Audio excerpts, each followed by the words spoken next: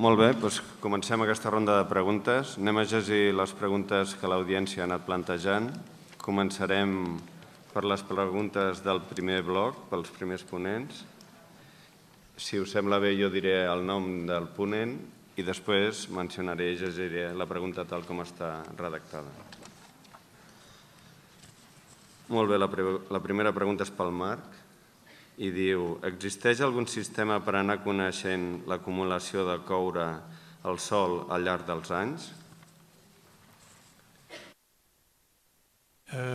C'est difficile de répondre à cette question parce qu'il y a plusieurs manières de mesurer le cuivre dans le sol et c'est un gros débat scientifique à l'heure actuelle de savoir comment on extrait le cuivre dans le sol, par quelle méthode, et selon la méthode qu'on utilise, qu'est-ce que c'est qui est, par derrière cette interrogation, quelle est la quantité de cuivre vraiment disponible ou biodisponible dans le sol. Donc là, c'est une querelle de scientifiques. À l'heure actuelle, les normes, qu'elles soient nationales ou européennes, indiquent une extraction chimique du cuivre total. Et c'est ce qui prime à l'heure actuelle. Or, on essaie justement de développer l'idée que ce n'est pas le cuivre total qui est problématique dans le sol, mais c'est bien le cuivre qui est biodisponible. Et cette biodisponibilité du cuivre dépend, comme je le disais, du pH du sol, de la quantité d'argile ou de matière organique. Donc tout ça fait que le processus d'analyse est compliqué et toujours débat dans la communauté scientifique. La següent pregunta és per la Mercè Llogany. Sembla que en camp millora el resultat la barreja de cua de cavall més ortiga, en canvi en laboratori és a la inversa. Si és així, a què es pot ser deguda aquesta diferència?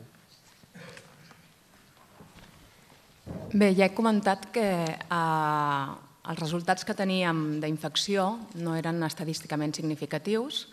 Vull dir, no hi ha una tendència que tant el tractament de barreja com el d'Aquiset sol disminueixen la infecció, però penseu que els resultats que he mostrat són d'un 3% d'infecció del control i un 1,8% del tractament barreja. Aquesta infecció és molt baixa.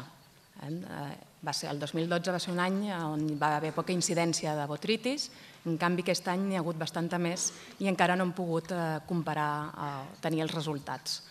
En quant al laboratori, no és el mateix una inoculació artificial provocant un dany en el raïm, en el gra, que no el que està succeint en el camp, que evidentment hi ha molts més factors en joc.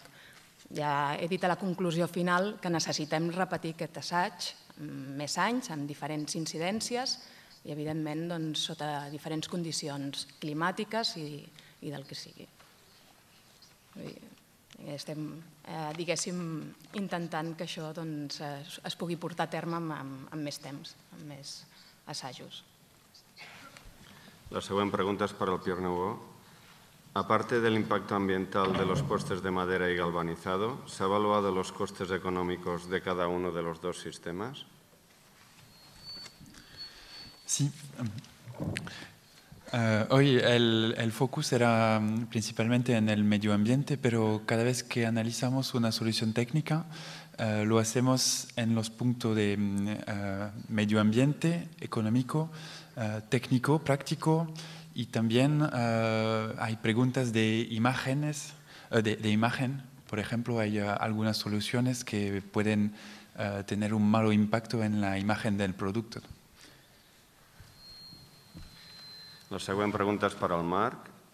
I si només apliquéssim coure a molt baixes concentracions, l'efecte sobre la producció de raïm faria eficaç aquest tractament?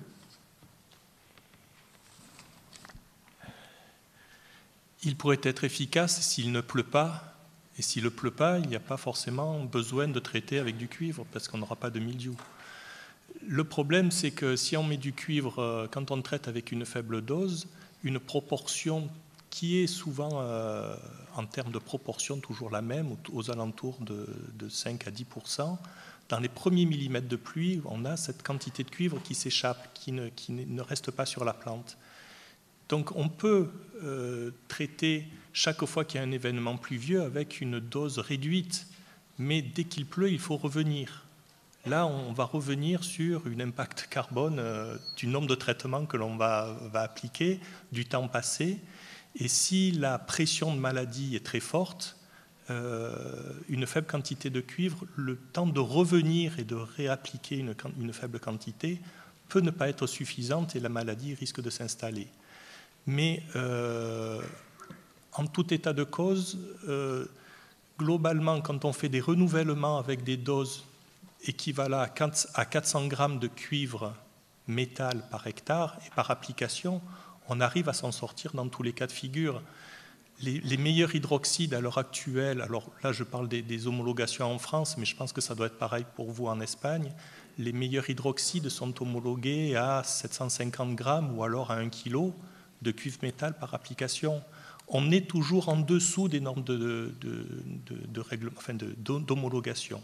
Donc on arrive aux alentours de 400, voire 600 grammes dans des cas extrêmes à avoir des efficacités durables pour la saison vis-à-vis du milieu. Una altra vegada una pregunta pel Pierre. A part d'estudiar la fusta provinent dels boscos d'Hongria i França, han estudiat altres boscos d'Europa?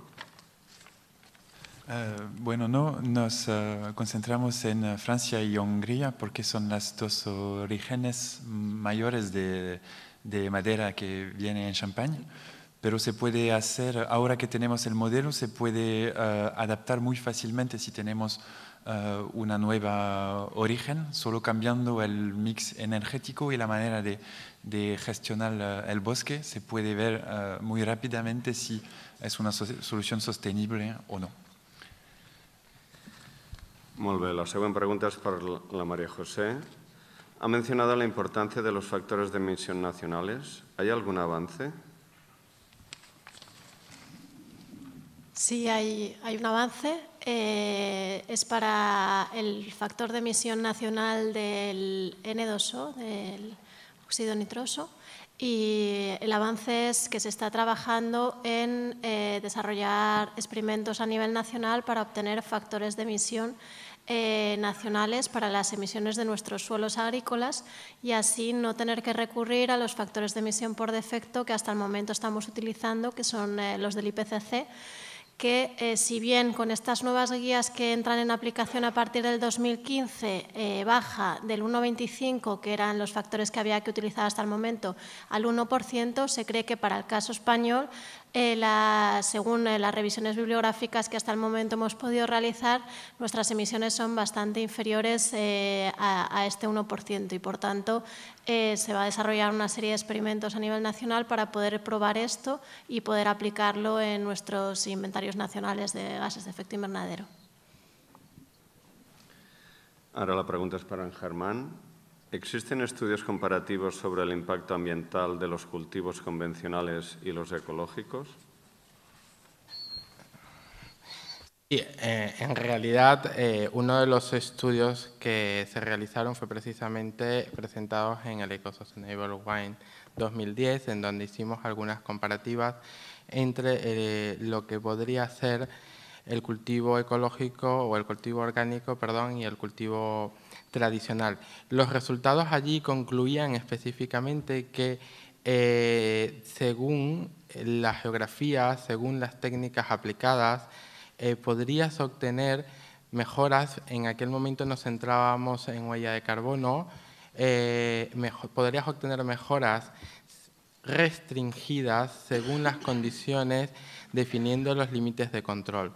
Después de este estudio he comparado con otros estudios, no solo en el sector del vino, y es curioso cómo sectores de frutas, por ejemplo, tienen conclusiones parecidas, pero que hay que saber entender. Uno de los puntos importantes que debemos siempre aclarar cuando haces una evaluación de impacto ambiental basados en metodologías de la ISO 14040, que es el LCA o el ACV en español, es importante siempre saber qué es lo que estás comparando, los límites de control que estás asumiendo en cada uno de los sistemas y que, por tanto, las conclusiones están restringidas a ello. estudios los hay y no son todos tendiendo obteniendo los mismos resultados, porque específicamente depende mucho de los sistemas que estudies y depende mucho de los indicadores que vayas a utilizar para hacer las comparativas. Lo que sí estaba claro en la mayoría de los estudios es que siempre el método tradicional tenía mejoras a hacer en términos de indicadores como huella de carbono u otros indicadores como la huella hídrica.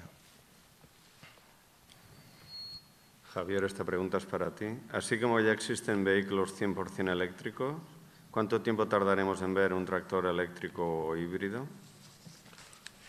Uno de los mayores problemas que tenemos en el tema de la maquinaria agrícola, no solo para tractores, porque todo lo que os he comentado está aplicable en cosechadoras, en vendidoras, etcétera, es que no son vehículos como los coches, que al final van sobre una carretera que está todo lisito, que está todo muy bien, que hay subidas, que hay bajadas.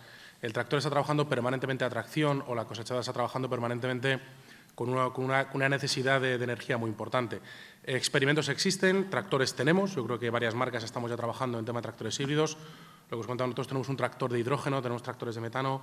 El problema que tenemos es que tendrá que avanzar un poco más la tecnología, un poco lo que comentaban antes, ¿no? Cuando consigamos que evolucione un poquito más para que la fuente de energía sea seamos capaces de dar más energía a estos tractores. Hace poco comentaba con un compañero ayer que cogió un vehículo híbrido y estaba en el campo y tuvo que subir, le queda media hora de viaje y que cuando cogió una cuesta para arriba en un viñedo, 10 minutos.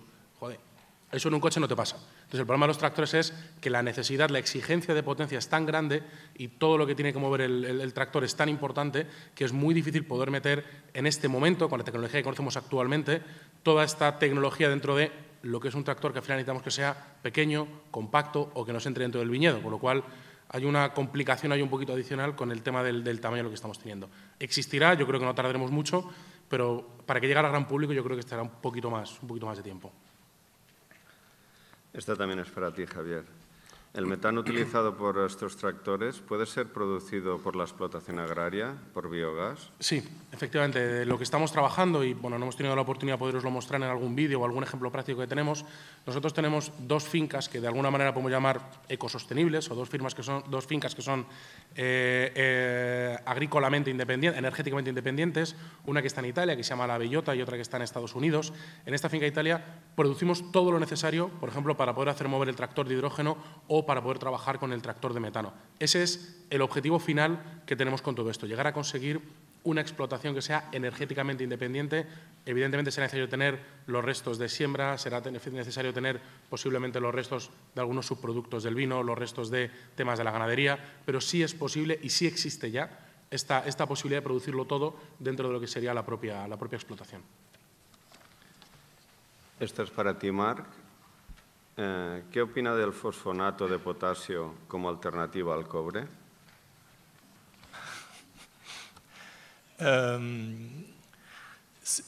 Techniquement, le phosphonate de potassium fonctionne contre le mildiou de la vigne. Seul, il fonctionne mal, il faut l'associer à un autre fongicide, qu'il soit synthétique ou l'associer avec du cuivre. Le problème que le phosphonate entraîne, c'est qu'il, selon l'époque où on va l'appliquer, il va y avoir des résidus dans le mou ou dans le vin. Ces résidus vont être mesurés en mesurant la quantité de phosphite. Ces phosphites dans le vin ne sont pas très bons pour la santé, mais ce n'est pas la pire des molécules que l'on va retrouver issues de traitements dits chimiques. Par contre, on ne peut pas faire la différence quand on mesure des résidus de phosphite, savoir si on a appliqué du phosphonate de potassium ou si on a appliqué du phoséthyl d'aluminium. Et vous voyez bien la différence quand même qu'il y a entre ces deux molécules. Il y en a une qui a un profil, le phosphonate de potassium, un profil environnemental qui n'est pas trop mal. Le phoséthyl d'aluminium est beaucoup plus sévère. Par contre, ces deux molécules, alors ça c'est d'un point de vue technique. Alors si on applique le phosphonate de potassium avant floraison, on n'aura pas de résidus dans les vins. Bon, on a à peu près à régler le problème. La question, c'est que le phosphonate de potassium, c'est un produit de synthèse, au même titre que le phoséthyl d'aluminium. Et là, c'est beaucoup plus une décision politique des tenants, de ceux qui font la réglementation en agriculture biologique. Où est la frontière entre l'utilisation d'un produit. Pour l'instant, l'agriculture biologique se caractérise par le refus des produits de synthèse. On a des exceptions quand on prend les phéromones qui sont pour combattre les vers de la grappe. On a bien une molécule de synthèse, mais qui n'est pas en contact direct avec la plante ou avec le fruit. Là, on est bien sur l'application de phosphonate de potassium de synthèse sur la plante. Et c'est le débat actuel qu'il y a de savoir est-ce qu'on accepte ce genre de produit. Alors, techniquement, et vu la molécule, les caractéristiques de la molécule, ça pourrait, je dis bien ça pourrait être acceptable, mais c'est la porte ouverte en agriculture biologique à l'introduction des produits de synthèse, quels qu'ils soient. On ne sait pas où est la limite. Donc, c'est peut-être, comme on dit en français, ne pas mettre le loup dans la bergerie. Ce sont des questions qui sont très, très importantes à l'heure actuelle en Europe, puisqu'il y a, je dirais, le bloc des pays méditerranéens, Italie, Espagne, France, Portugal, qui s'opposent à l'introduction des phosphonates de potassium, et vous avez le bloc germanique, donc Allemagne, Autriche, qui voudrait avoir ces molécules. Mais il faut comprendre aussi les Allemands, ils se sont presque, les vignerons notamment allemands se sont fait presque piéger par leur gouvernement, et notamment par le ministère de l'écologie, qui a fléché le cuivre comme un des principaux pollueurs du sol, avec les indicateurs, avec toutes les réserves que je vous ai dit sur comment mesurer le cuivre dans le sol. Et à l'heure actuelle, les Allemands sont à 3 kg de cuivre annuel, sans moyenne lissée. Donc c'est vrai que les vignerons sont coincés, eux, ils peuvent plus faire, ils n'arrivent plus à travailler en agriculture biologique avec cette norme-là. Voilà, mais c'est un débat politique, ce n'est pas un débat technique. Ahora que esta pregunta es para Germán. ¿Se tiene en cuenta una evaluación global y unos parámetros evaluables en la sostenibilidad en la viticultura como base imprescindible para poder elaborar un vino sostenible?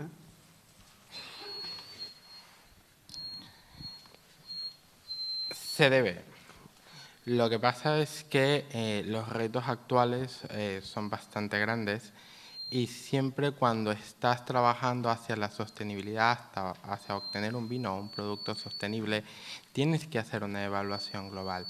Hablar de una evaluación global, también necesito meterme en lo que es entender una evaluación global. Una evaluación global dentro de metodologías como el análisis de ciclo de vida implica trabajar con determinados métodos de evaluación. Solo por poner una referencia, nosotros solemos utilizar RECIPE, un método de evaluación que te da 18 indicadores de impacto. Entonces, un producto sostenible a día de hoy no te va a causar mejoras en los 18, pero te permite hacer los informes técnicos adecuados para que vayas avanzando.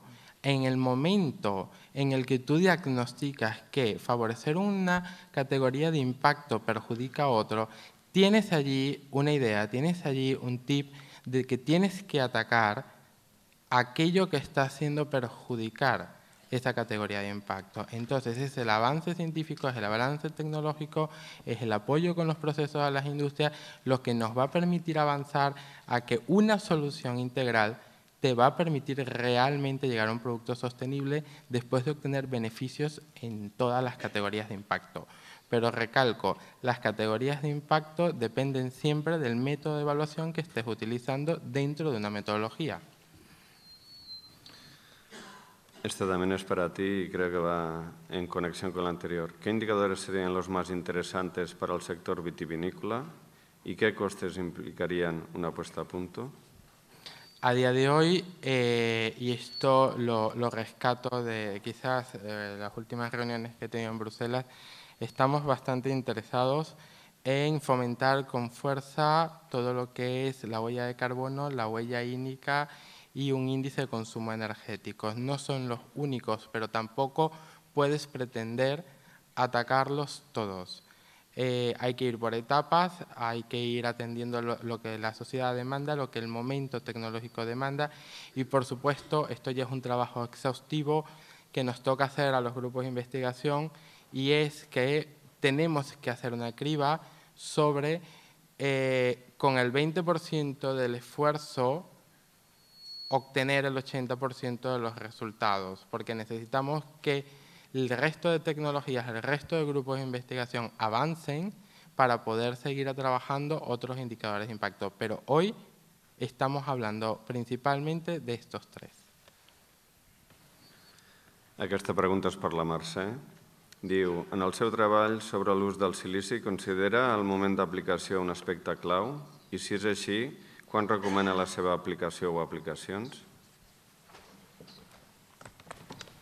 Els extractes vegetals rics en silici en un principi són un tractament preventiu més que curatiu. Hem comentat que aquest silici el que fa és activar els mecanismes de defensa o bé proporcionar com una barrera mecànica, una barrera física a la infecció. Nosaltres hem aplicat aquests productes de forma quinzenal per estandarditzar-los, per tenir unes dates, unes aplicacions que fossin possible d'estudiar d'un any per un altre, per repetir l'assaig, però en un principi aquests productes s'estan aplicant en vinyes seguint, diguéssim, el risc que hi ha d'una possible infecció segons les condicions atmosfèriques, segons les condicions climàtiques.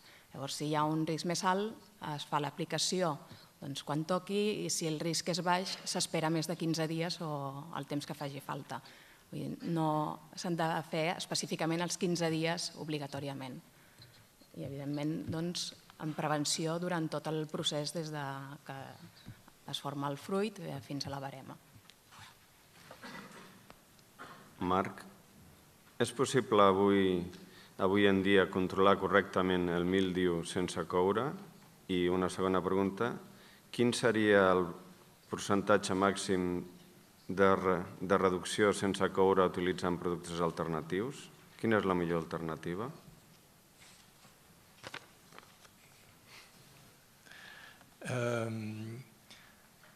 Alors, une réponse un peu pour l'humour. Oui, on peut travailler sans cuivre. Regardez nos collègues en agriculture conventionnelle, ils n'utilisent pas de cuivre, ils n'ont pas de milieu. Mais je ne pense pas que c'est cette réponse que vous attendez.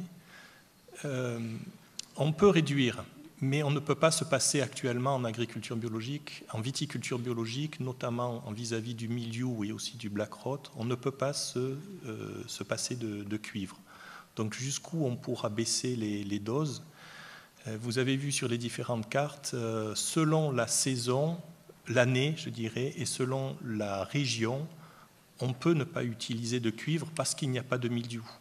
Ce n'est pas un choix de ne pas utiliser le cuivre. Il n'y a pas de mildiou, donc je n'utilise pas de cuivre. Et on a j'ai des exemples, et vous en avez aussi en Espagne, des zones où le mildiou n'étant pas présent, on ne va pas l'utiliser. De là à essayer d'élaborer une stratégie avec des produits alternatifs, malheureusement, en conditions contrôlées, on trouve des effets des produits alternatifs seuls. Je vous ai cité la bourdaine, on peut citer d'autres années, j'ai travaillé avec des extraits de feuilles de salix, de saule, les microdoses de sucre, on a des effets. Dès qu'on passe au champ, on voit que ces effets ne sont pas suffisants pour contrôler le mildiou. Et donc, c'est pour ça qu'on a élaboré un peu ces stratégies avec des très faibles doses de cuivre, c'est-à-dire l'équivalent de 100 grammes de cuivre. Alors, si vous voulez, dans la comparaison, si j'utilise un cuivre à ce que j'appelle une forte dose pour moi, qui est 600 grammes de cuivre, et si j'ai les mêmes résultats en employant 6 fois moins, voilà, j'ai eu des cas où ça marchait, mais malheureusement, il y a des régions, des cas, des années où cette stratégie ne va pas fonctionner, où ça va décrocher, on va voir du milieu qui va apparaître de façon notable et avec des dégâts sur la vendange.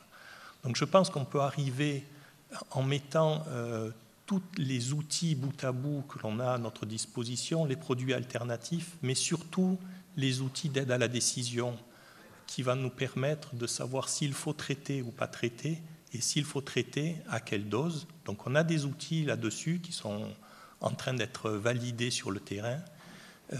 On arrivera à faire des énormes réductions de cuivre.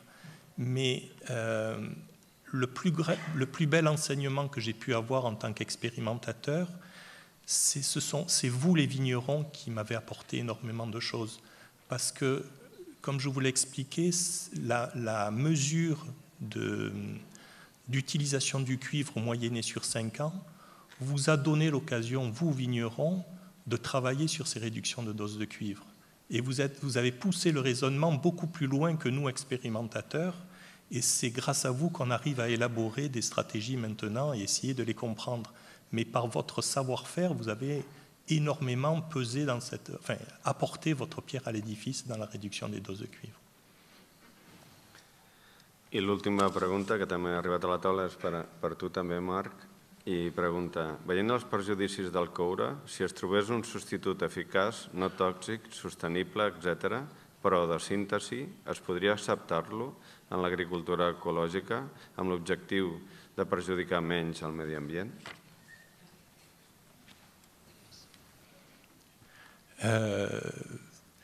Techniquement, encore une fois, techniquement, oui, mais c'est une décision qui est très grave et ce n'est pas nous, techniciens, qui pouvons prendre cette décision. C'est une décision politique et l'agriculture biologique appartient aux agriculteurs. Elle n'appartient pas à la technique et encore moins à la Commission européenne.